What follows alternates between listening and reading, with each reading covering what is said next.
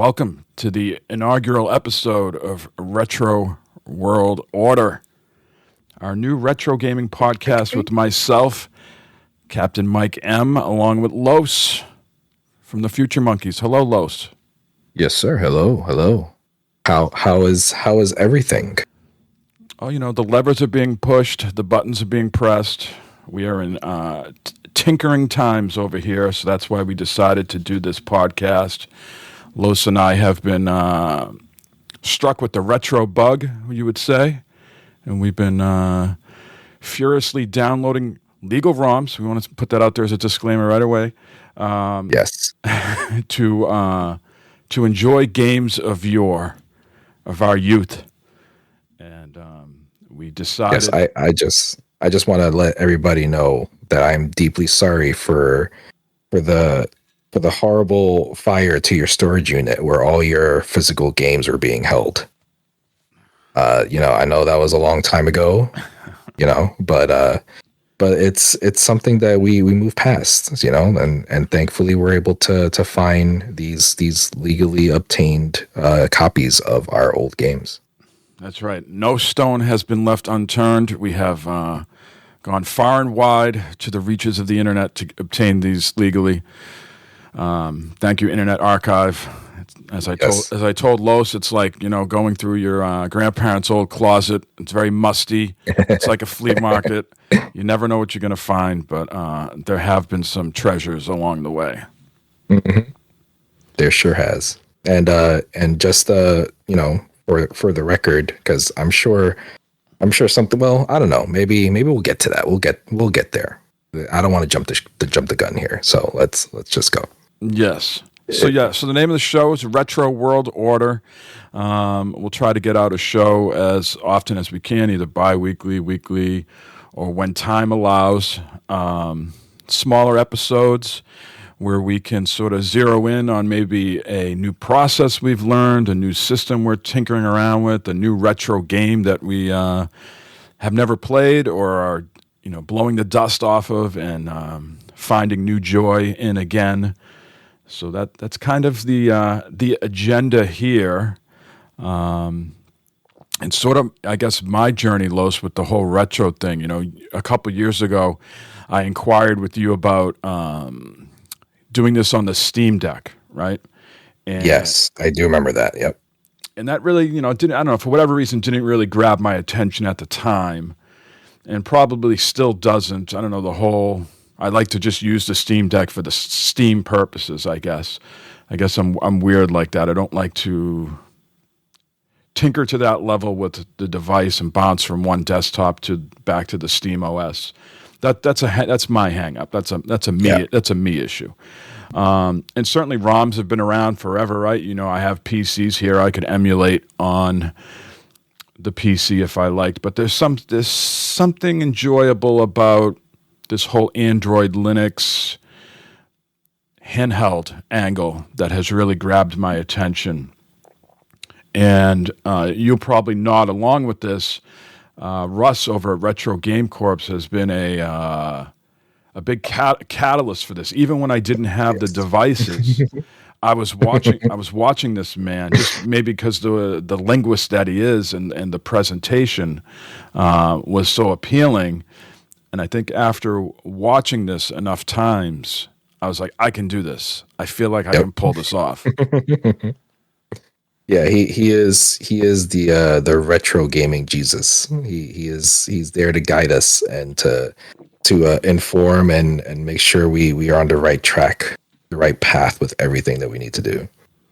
Right. So for those that don't know, Retro Game Corps, it's a channel on YouTube, and the guy there, Russ, who's based in Hawaii, which I'm jealous of.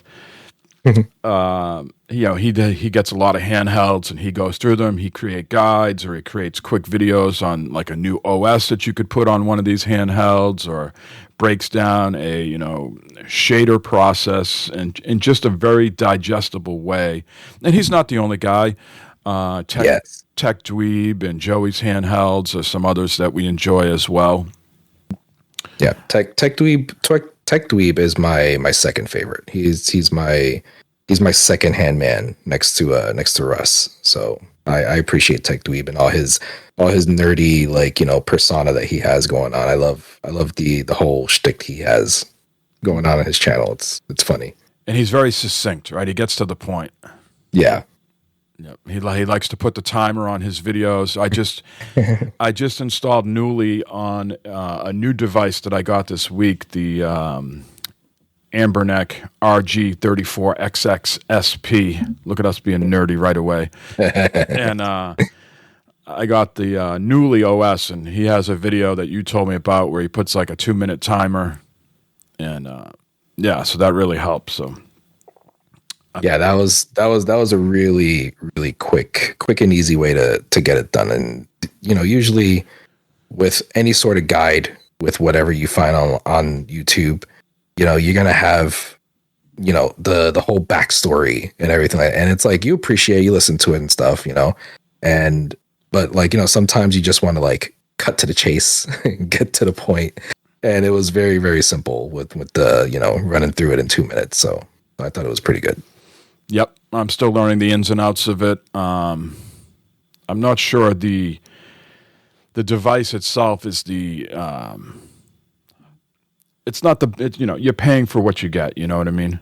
And it's a sub $100 device, and there's some quirks, things that don't work the way that I would hope they work. But I'm working through the bugs. But we're getting ahead of ourselves.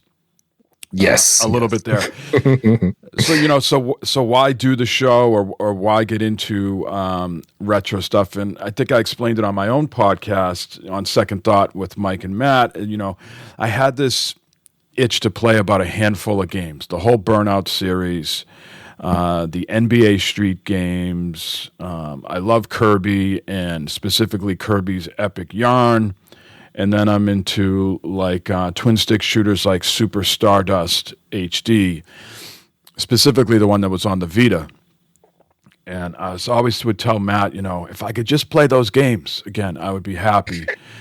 And I think that, along with watching Russ's videos, I just started to put the wheels in motion to, pick up a different, not a different hobby, but another hobby with this hobby of podcasting and gaming, yep. Another angle to it. And so that's, sort of been the catalyst to move forward with this. I picked up the Retro Pocket 5, and I started dabbling with that. And was that your first one? That was your first handheld that you picked up when you started getting into it? Yes. Yep. And they've been sprouting up like rabbits ever since.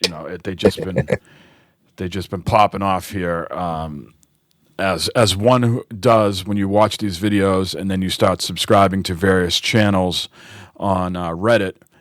You start getting the FOMO, and I can do this. Well, let me try that. That seems real intriguing. I bet I could pull that off. And that's why my desk right now looks like like a factory exploded. There's boxes, there's SD cards, there's grips. It's disgusting. Man. So I don't know about you. Like, what was the catalyst for you to sort of? I know you've been dabbling in it for a while with the Steam Deck, and then you have one of these little handhelds as well. But it seems like it's caught your interest more lately as well. Yeah. It was the Steam Deck that got me into it. And it was whenever the OLED Steam Deck came out. That was when I first got the Steam Deck for the first time. And it was back then that I started to dab into the retro gaming scene with everything. And just like you, it was, I got it all set up. I got everything working. Everything was fine. Everything was good. I learned a lot with emulators and, like checking out Russ's videos and all that stuff. So it's like I was in the know with things and knew how to work stuff and all that. But it was very much this thing is cool. This is neat. I'm glad I have it, but it wasn't like a primary thing for me on the Steam Deck. And it's like you said, like even now, I have another device, like another Anbinic device here that I was using for smaller games and stuff. It only works up to a certain system, so I have those systems that it doesn't work on there, like N64 has a joystick that's more preferred to play with. Whatever I could get working with PS3, which is a pain in the ass. But it's those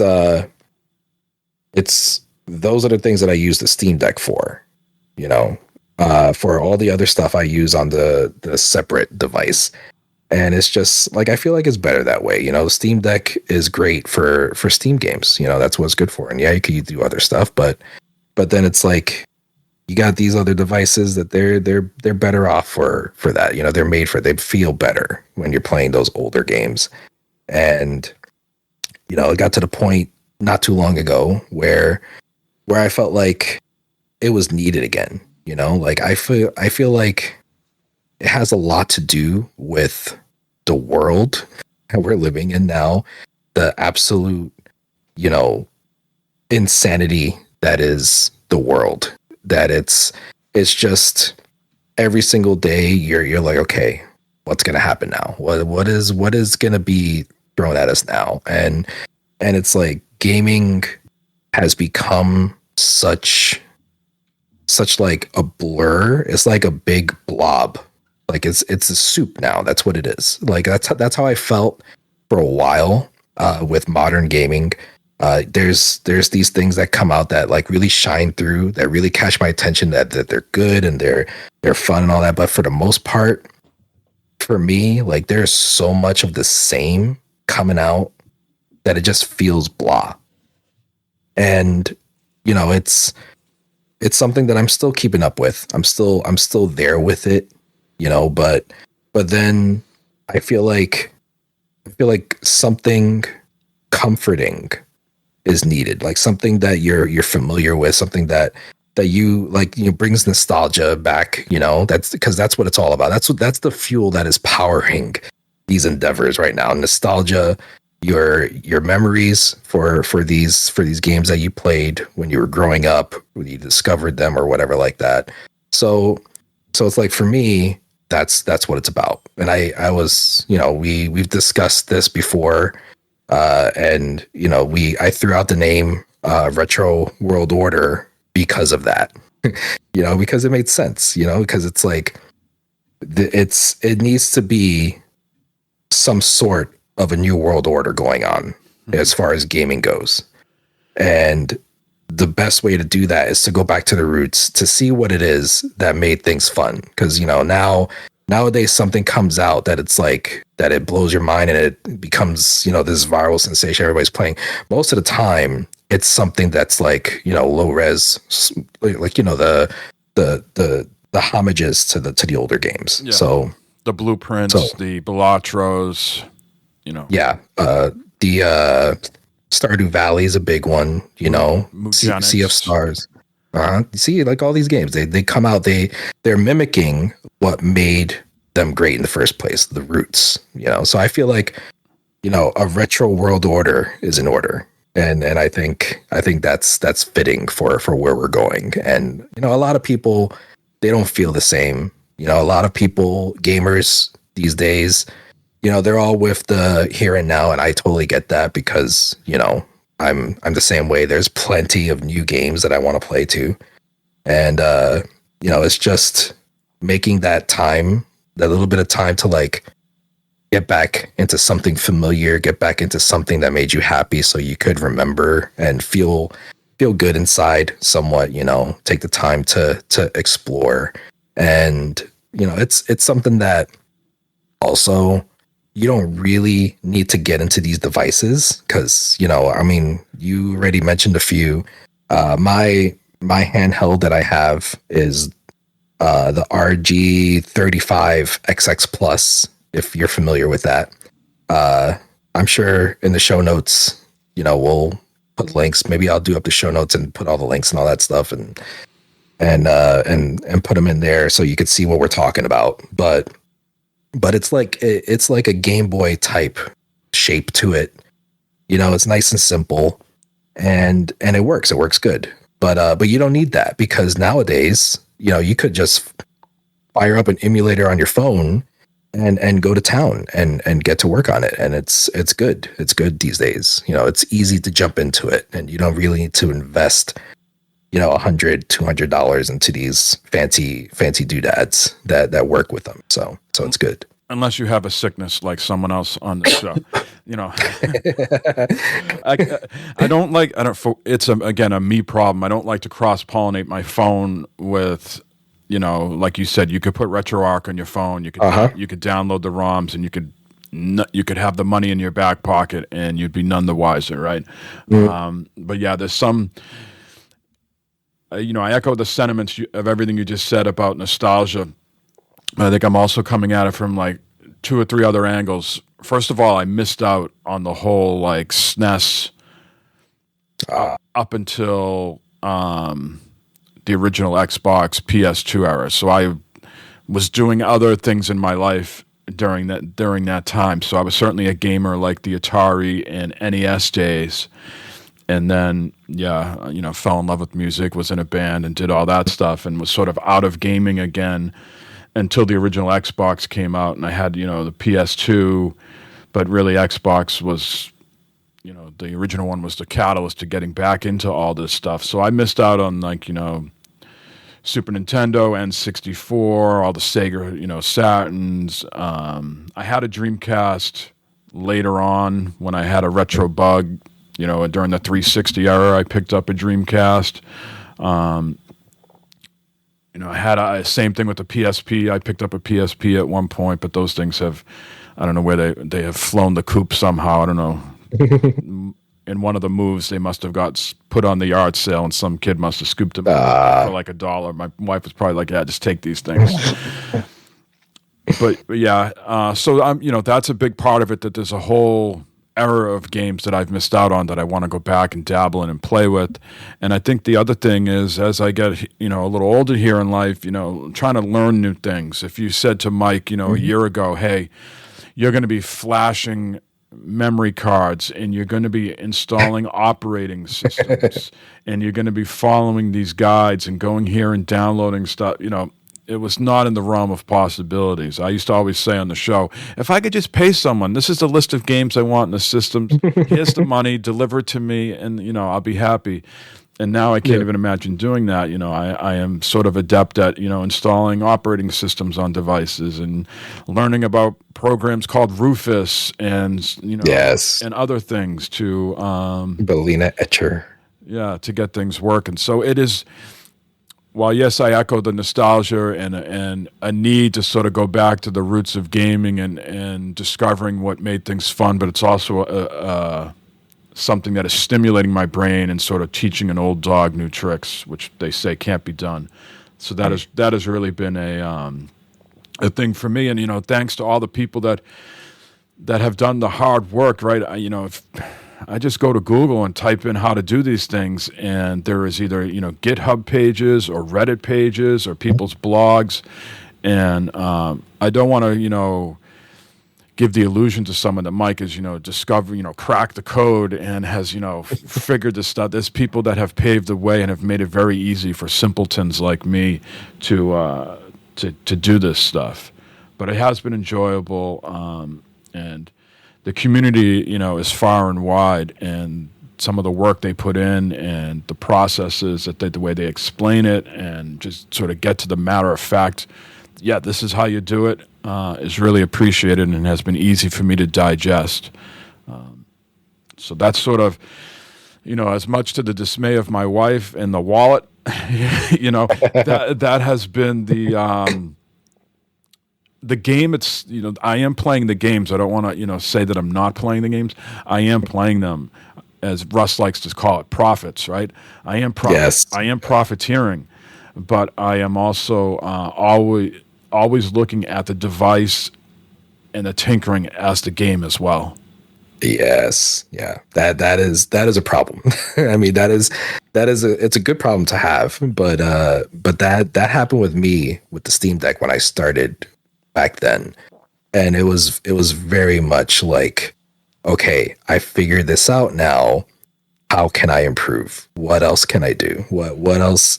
How can I make it look better? How can I make it do this? And it's like it's it gets in your head, and you have so much fun tinkering, getting in there and like messing around with stuff, and you just want to keep on working it, keep on doing it. Like I'm afraid. Spoilers. I have on order an AYN Thor, and you have one probably within 5 feet of you right now. Yes, sir.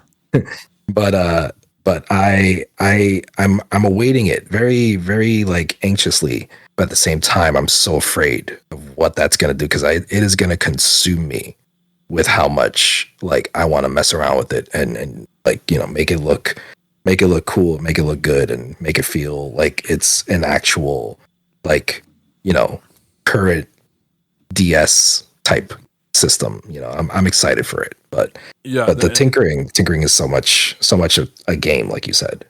I want to do on an upcoming show. I want to get into that because, you know, Los is big into, you know, the look and feel of the device, and, you know, it's got to be, you know, simpatico with him. It's got to speak to him.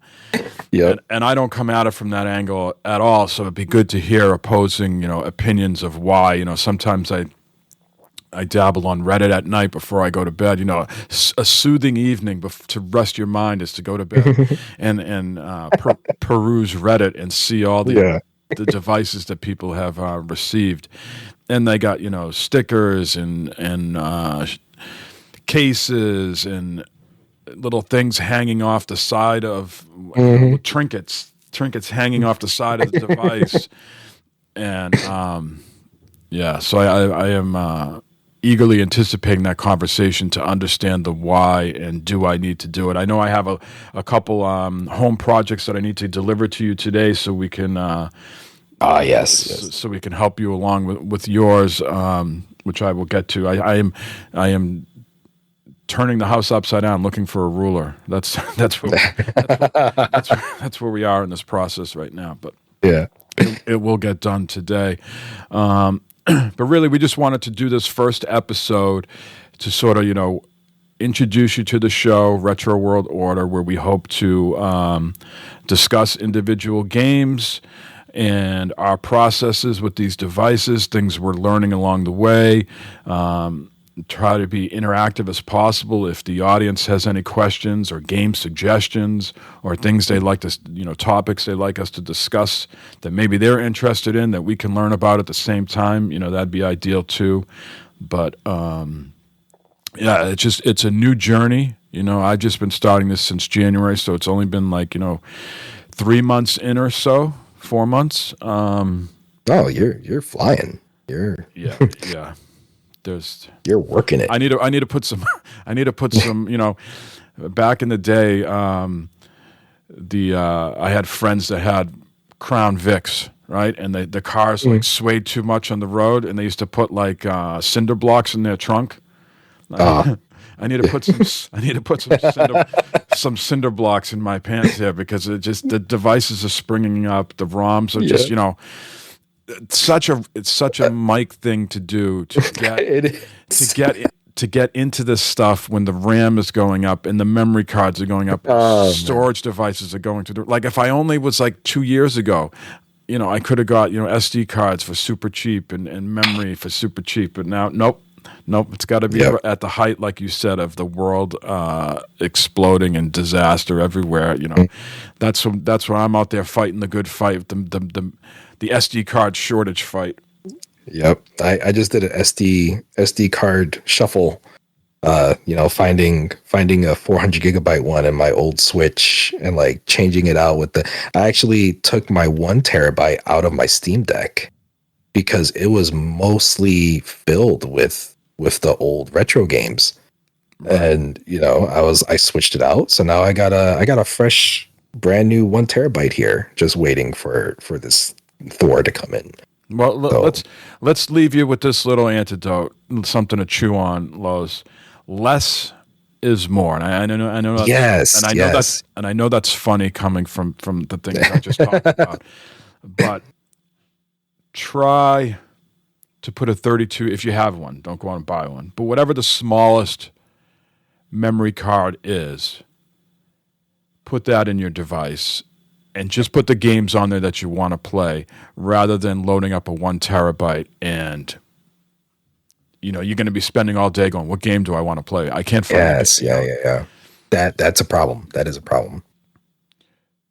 That's a big problem with any device, anything right now. And it's like, it's always been a problem for me. There's, what's the term? Is it choice paralysis or something, something like that? But it gets me hard. And I sit there and it's like, I just scroll through and like time is gone like that. It actually just happened to me last night when I was on my Steam Deck, and it's crazy, but it's a good tip. And it's something that everybody should listen to. And just for everybody else listening, if, we're doing this, just for future reference, if there's like, questions, if there's something that you're interested in, intrigued or whatever, hit one of us up, and, I'm sure Mike will sit there. I'll sit there and like, talk you through something and give you some info, point you in the right direction, something. And as far as the feeds go, you're putting this on your podcast feed, correct? Yep. And I'll be putting it on mine, future down the line. If something happens that this is, this is the one that we get a lot of views on, a lot of listens on or whatever, we'll figure something out. But for now, foreseeable future, this is just going to be something that we're going to be sharing on both our feeds. So, we're going to have each other's audiences listening in and all that stuff. So yeah, just letting everybody know. And, I know we're going to be cutting this short pretty soon. So, yep. Got to wrap up the first episode here. Just a quick intro, and we'll be back in future episodes with a deeper dive. Correct. All right. Thank you very much, Mike. No problem.